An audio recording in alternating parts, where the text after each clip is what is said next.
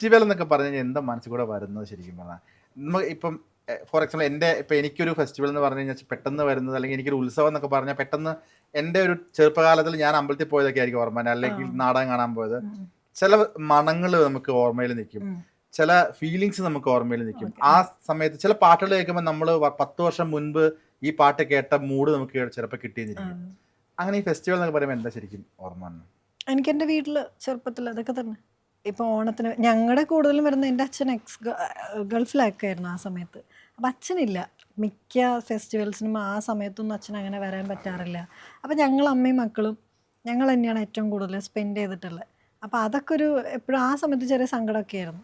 എപ്പോഴും ഫെസ്റ്റിവൽ എന്ന് പറയുമ്പോൾ ആൾ വന്നില്ലല്ലോ, കുഞ്ഞിലേ ചോദിക്കുമല്ലോ, അച്ഛൻ വരില്ല, അന്നറിയില്ല അതിനെക്കുറിച്ച്. പിന്നെ പിന്നെ വലുതായപ്പോഴാണ് സിറ്റുവേഷൻസ് മനസ്സിലാകുന്ന, ലീവ് കിട്ടിയിട്ടുണ്ടാവില്ല, അങ്ങനെയൊക്കെ ഉള്ളത്.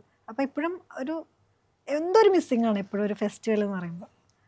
അങ്ങനെ ഉണ്ടായിട്ടുണ്ട്. പിന്നെ അതിപ്പോൾ യൂസ് ടു ആയി, വലുതാവും തോറും പിന്നെ അത് നമുക്ക് ഓക്കെ, കുഴപ്പമില്ല, മനസ്സിലായി അങ്ങനെ. പക്ഷെ എന്നാലും നമ്മൾ പിള്ളേർ സെറ്റ് ആസ്വദിക്കുക എന്നുള്ളൊരു അത്രേ ഉള്ളൂ. ഉത്സവത്തിനൊക്കെ പോകുന്നൊക്കെ തന്നെ. ഉത്സവം, നാടകം കാണാൻ പോയിട്ടുണ്ട് ഞാൻ. വല്ലാത്തൊരു ഫീലല്ലേ ശരിക്കും? ഭയങ്കര ഫീലായിരുന്നു. ഇപ്പം അങ്ങനെയൊന്നും പോകലില്ലല്ലോ.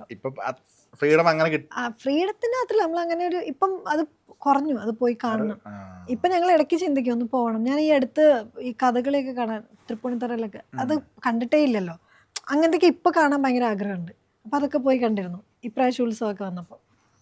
പക്ഷെ ഇപ്പം അത്രയും ഫ്രീ ആയിട്ട് കാണാൻ നമുക്ക് എൻജോയ് ചെയ്യാൻ പറ്റില്ല. എവിടുന്ന ക്യാമറ ഉണ്ടെന്നും പറയാൻ പറ്റില്ല. അവിടെ ഉണ്ടായിരുന്നു ഓരോ ചാനലുകൾ. ആണോ? അപ്പൊ ഒരു ആസ്വദിക്കാനും പറ്റില്ല, അവിടുന്ന് ഇവിടുന്ന് ക്യാമറ. പിന്നെ ഞാൻ നേരത്തെ പറഞ്ഞ പോലെ എനിക്ക് ഒരു ഇതുവരെ കുഴപ്പമൊന്നും ഉണ്ടാക്കിയിട്ടില്ല. അപ്പം വലിയ കുഴപ്പമുണ്ടാവാറില്ല. ഇങ്ങനെ ടാറ്റയൊക്കെ പറഞ്ഞവരങ്ങ് പൊക്കോളും. ശല്യമില്ല. ഈ വൈകുന്നേരങ്ങൾ ഒരു 5-5:30 സമയത്ത് അമ്പലത്തിൽ നിന്ന് പാട്ട് വെക്കുന്നു, അല്ലെങ്കിൽ ഈ പ്രതിഷ്ഠയ്ക്ക് വേണ്ടിട്ട്, അല്ലെങ്കിൽ ആനകള് പോകുന്നു. വല്ലാത്തൊരു ഫീലാണ്. കാരണം എന്റെ തൃശ്ശൂരാണ് നാട്, പൂരങ്ങളുടെ നാടാണ്. അപ്പോൾ ഉത്സവ സമയത്ത് ഫുള്ള് തൃശ്ശൂർ പൂരത്തിനാണെങ്കിൽ ആറാട്ടുപുഴ പൂരം, അതൊക്കെ വലിയ ഫേമസ് ആയിട്ടുള്ള പൂരങ്ങളാണ്. അപ്പോൾ നമ്മുടെ വീടിന്റെ ഫ്രണ്ടിൽ കൂടെയാണ് എല്ലാ ആനകളും പോവാം. അപ്പം ഞാൻ ആനപ്രേമിയാണ്. അതാണ് എൻ്റെ ചെറുപ്പത്തിലൊക്കെയുള്ള ഓർമ്മ. ആന ഫ്രണ്ടിലൂടെ പോകുമ്പോൾ നമ്മൾ ഫുഡ് കൊടുക്കുന്നതും ഞാൻ എനിക്കിപ്പോഴും ഓർമ്മയുണ്ട് ആനയ്ക്ക് ഫുഡൊക്കെ കൊടുത്തത്. അപ്പം നമ്മളന്ന് കുഞ്ഞാണ്. അപ്പം എന്നെ എടുത്ത് കൊടുക്കുമ്പോൾ ഈ ഫുൾ കൈ പോവും വായിലേക്ക്, അത്രയും ചെറുതാണ് ഞാൻ. അപ്പൊ അതൊക്കെ ഭയങ്കര ഓർമ്മ, ഇപ്പോഴും ഓർമ്മയുണ്ട്. ബാസ്റ്റ്യൻ എന്ന് പറഞ്ഞ ഒരു ആന ഉണ്ടായിരുന്നു. ബാസ്റ്റ്യൻ പേര് ആന ഉണ്ടായിരുന്നു. അതെപ്പോഴും ഫ്രണ്ടിൽ കൂടെ പോകുമ്പോൾ ഞാൻ വെള്ളം പഴമൊക്കെ കൊടുക്കാറുണ്ട്. അത്ര മെമ്മറി എനിക്ക് ഭയങ്കര ഇഷ്ടമാണ്. ആനപ്രേമിയാണ്. എനിക്ക് ആന ഭയങ്കര ഇഷ്ടമാണ്. എവിടെ കണ്ടാലും പോയി ആനയുടെ അടുത്ത് പോയി നിന്ന് ഫോട്ടോ എടുക്കും. പേടിയില്ല ആനനെ ഭയങ്കര ഇഷ്ടമാണ്. തൃശ്ശൂരുകാരുടെ ഒരു അതിന്റെ ചെറുപ്പത്തിലെ ഫോട്ടോസ് ഒക്കെ ഉണ്ടോ ഈ ആനക്ക്? ഇല്ല, അന്ന് ഫോട്ടോ ഒന്നും ഇല്ല. ഫോട്ടോ ഒന്നും അങ്ങനെയല്ല, അന്നൊന്നല്ല, അന്ന് ഫോട്ടോ എടുക്കാനുള്ളൊരു ഇതൊന്നും ഉണ്ടായിരുന്നില്ല. മൊബൈൽ അങ്ങനെ സെൽഫി അതൊന്നും ഇല്ലല്ലോ. എന്നൊക്കെയാണ് ഞാൻ സെൽഫി ഒക്കെ എടുത്തത്. ഇന്നുണ്ട് കുറെ ആനകളുടെ കൂടെയുള്ള. ഇപ്പോഴും ഈ ആനാന്ന് കേൾക്കുമ്പോൾ ഉള്ളൊരു ഒരു വികാരം തന്നെയാണ്. ആന ഒരു എന്താണെന്നറിയില്ല, ഒരു ഭയങ്കര ഒരു പോസിറ്റീവ് ആനനെ കാണുമ്പോൾ, എന്തെന്നില്ലാത്തൊരു പോസിറ്റിവിറ്റി ആനനെ കാണുമ്പോൾ. ഇത് ഞാൻ ചോദിച്ചോട്ടെ, കുറച്ചാൾ മുൻപ് ഈ ആനകളെ ഉത്സവത്തിന് എഴുന്നള്ളിക്കുന്നതുമായി ബന്ധപ്പെട്ട് ഒരുപാട് ഡിബേറ്റ്സും ചർച്ചകളൊക്കെ നടന്നിട്ടുണ്ടായിരുന്നു.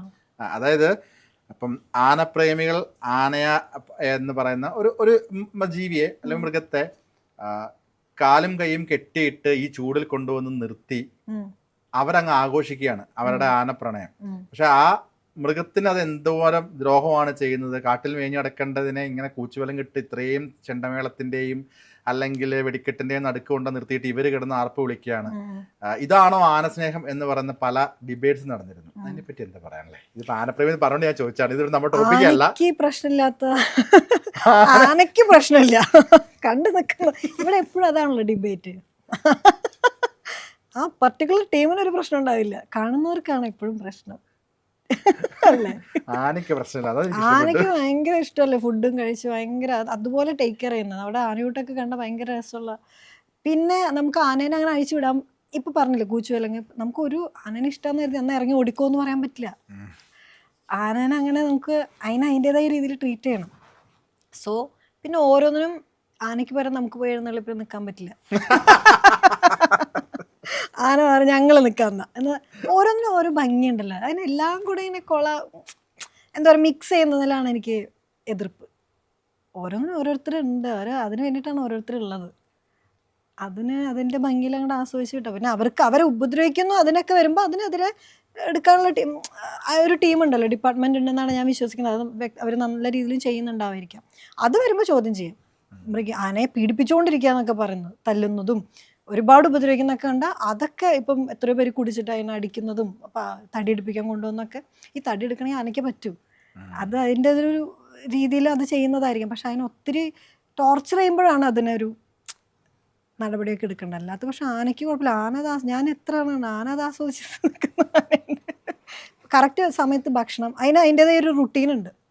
ആനയ്ക്ക് ദേഷ്യം വരുന്നത്, അല്ലെങ്കിൽ ആനയ്ക്ക് വിശക്കുന്ന, അല്ലെങ്കിൽ ആനയ്ക്ക് ഇറിറ്റേഷൻ വരുന്ന സംഭവങ്ങളൊക്കെ ഉണ്ട്. അതൊക്കെ മനസ്സിലാക്കുന്ന പാപ്പന്മാരും അതിനൊക്കെ ഉണ്ടെങ്കിൽ നല്ലതാണ്. അതൊന്നും വലിയ പ്രശ്നമില്ല എന്നാണ് ഞാൻ. ആനയ്ക്കില്ലാത്ത പ്രശ്നം നിങ്ങൾക്ക് ഞാൻ തമാശയായിട്ട് കാര്യം പറയട്ടെ. എനിക്ക് മനസ്സിലായ അതിഥി പറയുമ്പോൾ ഞാനിങ്ങനെ ഒബ്സർവ് ചെയ്യുന്നത് എനിക്ക് മനസ്സിലായ സീനാണെന്നറിയാം. മറ്റേ നാഗവലിയുടെ കാശിമാല നിങ്ങൾ പറഞ്ഞ മറ്റേ ഗംഗയിലെ മറ്റേ എനിക്ക് അതാ ഓർമ്മ. സത്യാണ് പറഞ്ഞു കേട്ടോ. പെട്ടെന്ന് ഞാൻ ഇമോഷണൽ ആയി. ഒരു തൃശ്ശൂരുകാരിയാണ് ഞാൻ കണ്ടത്. എനിക്ക് ആ ഒരു ഫീലിംഗ് മനസ്സിലാവുന്നു. അല്ല, ഞാനത് അങ്ങനെ വിശ്വസിക്കാൻ ഇഷ്ടപ്പെടുന്നത്. ഈ നമ്മളിപ്പോ പെട്ടെന്നൊരു ആനയെ കണ്ട ഇത് ഏത് ആനയാണെന്ന് പറയാൻ പറ്റും? ഫേമസ് ആയിട്ടുള്ള ആനകളൊക്കെ ആണെന്നുണ്ടെങ്കിൽ അങ്ങനെ അത്രയും തിരിച്ചറിയാൻ? അല്ലല്ല, അത് കുറച്ചൊക്കെ തെറ്റി പോകാറുണ്ട്. എനിക്ക് അതായത് ഒരു ആനയായിട്ടും ഒരുപാട് നേരം നിന്ന് ഞാൻ അതിനെ കണ്ടു കഴിഞ്ഞാൽ ഓക്കെ. എനിക്കിപ്പോ രാജേന്ദ്രനെ എവിടെ വെച്ച് കണ്ടാലും, മനുഷ്യരി രാജേന്ദ്രൻ ഉണ്ട് ഒരാന, ആനയെ കണ്ടെങ്കിൽ പെട്ടെന്ന് മനസ്സിലാവും. കാരണം അതിന്റെ രൂപമൊക്കെ കുറച്ച് ഡിഫറെന്റ് ആണ്. മനുഷ്യരി രാജേന്ദ്രൻ നല്ല കൊമ്പുള്ള ഒരു ആനയാണ്. അത് ഇവിടെ വരിക്കാശ്ശേരി മന ആ ഭാഗത്ത്. അപ്പൊ അവരിപ്പോ ഒരു എഴുന്നള്ളിപ്പിനൊക്കെ പോകുമ്പോ കാണുമ്പോ എനിക്ക് മനസ്സിലാവും അങ്ങനത്തെ.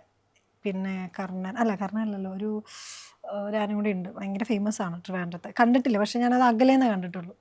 ആളെ കാണാന്ന് പറയുന്നത് നമ്മൾ വലിയ ഈ ആനകൾക്കൊരു ഫാൻസ് ടീമുകളൊക്കെ ഉണ്ട്. അവര് നമ്മുടെ നാട്ടിലെ വലിയ സൂപ്പർ സ്റ്റാർസിനെ പറയുന്ന പോലെ ഉണ്ട് ആനകൾക്ക്. അങ്ങനെയൊക്കെ ഉണ്ട്. ഞാൻ കണ്ടിട്ടുള്ളത് അതൊക്കെ ഭയങ്കര അതുപോലെ ഒരു ആനനെ കാണാൻ പറ്റില്ല. നമ്മൾ പറഞ്ഞല്ലോ എനിക്ക് രജനീകാന്തിനെ കാണാൻ പറ്റിയില്ല എന്ന് പറഞ്ഞ പോലെ ആനനെ കാണാൻ പറ്റിയില്ല. അങ്ങനെയൊക്കെ ഉണ്ട്. ആനപ്രേമി എന്ന നിലയ്ക്കാണ്, ക്ഷമിക്കുക. നമ്മുടെ ഓഫീസിൽ ഒരു ആനപ്രേമി ഉണ്ട്. അവൻ ഇതുപോലെ തന്നെ ഇടയ്ക്കിടയ്ക്ക് ഇരിക്കുമ്പോ ഇങ്ങനെ കണ്ടാ ഇത് ആന, അവന് ഈ ആനപ്രേമി എന്ന് വെച്ച് കഴിഞ്ഞാൽ നമ്മുടെ എഡിറ്ററാണ് ആക്ച്വലി. അവന് 10-30 ആനകളെ കോർഡിനേറ്റ് ചെയ്ത് പല സ്ഥലത്തേക്ക് വിടുന്ന അതും കൂടെ ഒരു സൈഡായിട്ടുണ്ട്. അപ്പൊ എല്ലാ ഭീകരമായിട്ട് അവൻ ഈ ആന സ്നേഹം ഞങ്ങളുടെയൊക്കെയാണ് കളിയാക്കുകയും ചെയ്യും. പുതിയ കഥയൊന്നും ഇല്ല. ആനന് ദത്തെന്നാണ് അവന്റെ പേര്. ഇപ്പം നമ്മൾ ഇപ്പൊ ഫെസ്റ്റിവലും പറഞ്ഞു, ഇപ്പൊ അച്ഛനെ ഒക്കെ മിസ് ചെയ്തിരുന്നു ഫെസ്റ്റിവൽ സമയത്തൊക്കെ പറഞ്ഞു. ഇപ്പം ആ സമയത്ത് എപ്പോഴും നമ്മൾ ഫാമിലിയാണ് നമുക്ക് എല്ലാം മേടിച്ചുകൊണ്ട് തരുന്നത്. ഇപ്പൊ ചെറിയൊരു 10 രൂപയുടെ കളിപ്പാട്ടമാണെങ്കിൽ പോലും നമുക്കൊന്ന് അത് നിധിയാണത്. ചെറിയൊരു എമൗണ്ടിന്റെ എല്ലാവരും കിട്ടുക എന്നുള്ളതാണ്. ഇപ്പം അതിനൊക്കെ ശേഷം നമ്മൾ വളർന്നു വലുതാവുന്നു, നമ്മൾ ഒക്കെ എന്താണ് സ്വന്തമായിട്ട് സമ്പാദ്യം വരുന്നു. ഈ തിരിച്ചച്ഛനും അമ്മയ്ക്കും ഒരു ഒരു ഒരു അവരെയും കൊണ്ടൊരു നമുക്കിത് കടപ്പാടെന്നല്ല ഞാൻ പറഞ്ഞത്, അവർക്ക് ഇങ്ങനെ ഹാപ്പിനെസ് കൊടുക്കാൻ വേണ്ടി അതിയുടെ ഭാഗത്തു നിന്ന് വന്ന ഫസ്റ്റ് അപ്പൊ ആദ്യമായിട്ടൊരു സെലിബ്രിറ്റി അല്ലെങ്കിൽ ആദ്യമായിട്ട് അതിഥി സമ്പാദിക്കുന്ന ഒരു എമൗണ്ട് കയ്യിലേക്ക് വരുന്നു. അച്ഛനും അമ്മയ്ക്കും വേണ്ടി അതിഥി ചെയ്ത ഏറ്റവും എക്സൈറ്റഡ് ആയിട്ട് അതിഥി ചെയ്ത ഒരു കാര്യം അവര് വെഡിങ് ആനിവേഴ്സറിക്ക് റിംഗ് എക്സ്ചേഞ്ച് അതാണ് ചെയ്തത്. അതിന് മുന്നേ നമ്മൾ ഓരോന്നൊക്കെ മിക്കപ്പോഴും ഞാൻ കിട്ടുന്ന കൊണ്ട് കൊടുക്കാറുണ്ട്. അങ്ങനെയൊക്കെയായിരുന്നു തുടക്കം. പിന്നെ അവരെന്നെ അച്ഛൻ തന്നെ പറഞ്ഞില്ല, നിനക്ക് നമ്മളതൊന്ന് സെപ്പറേറ്റ് ആക്കുമല്ലോ, ഈ ഇൻഡിപെൻഡന്റ് ആക്കാന്ന് പറയില്ല അതില്. അപ്പം ഫിനാൻഷ്യലി ഇൻഡിപെൻഡന്റ് ആക്കുന്ന ഒരു ഇതിൽ വെച്ചപ്പം അങ്ങനെ മാറിയപ്പോൾ പിന്നെ ഞാൻ എൻ്റെതായ രീതിയിൽ അച്ഛനമ്മയ്ക്ക് ഒരു വെഡിങ് ആനിവേഴ്സറി ഒരു റിംഗ് അങ്ങനെ വാങ്ങിച്ചു കൊടുത്തിട്ടുണ്ട്. അത് ഭയങ്കര ഒരു ഇഷ്ടമായിരുന്നു. വീഡിയോ ഒക്കെ എടുത്തിട്ടില്ലേ?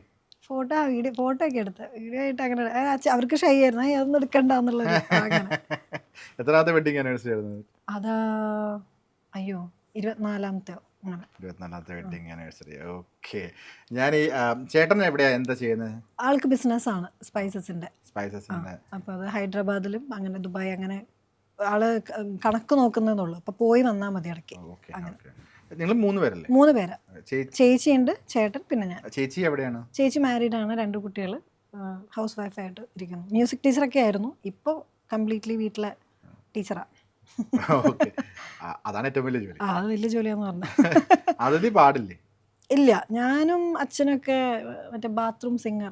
അമ്മ, ചേട്ടൻ, ചേച്ചി അവര് 3 പേരാണ് സിംഗേഴ്സ്. ബാത്റൂമിലാണെങ്കിലും പാടുന്നത് പാട്ട് തന്നെയുള്ളൂ. അത് പാടാൻ ആരും കേൾക്കില്ലല്ലോ, അതല്ലേ ബാത്റൂം സിംഗർ എന്ന് പറയുന്നത്. ഇത്രയും കോൺഫിഡന്റ് ആയിട്ട് പാടാൻ പറ്റും. ആ എക്കോല് പാടാൻ ഇത്ര നമ്മുടെ ശബ്ദം ബെറ്റർ ആയിട്ട് ബെറ്റർ ആയിട്ടും ഫീൽ ചെയ്തു. കോൺഫിഡന്റോട് കൂടി പാടാൻ പറ്റുന്ന ബാത്റൂമാണ്.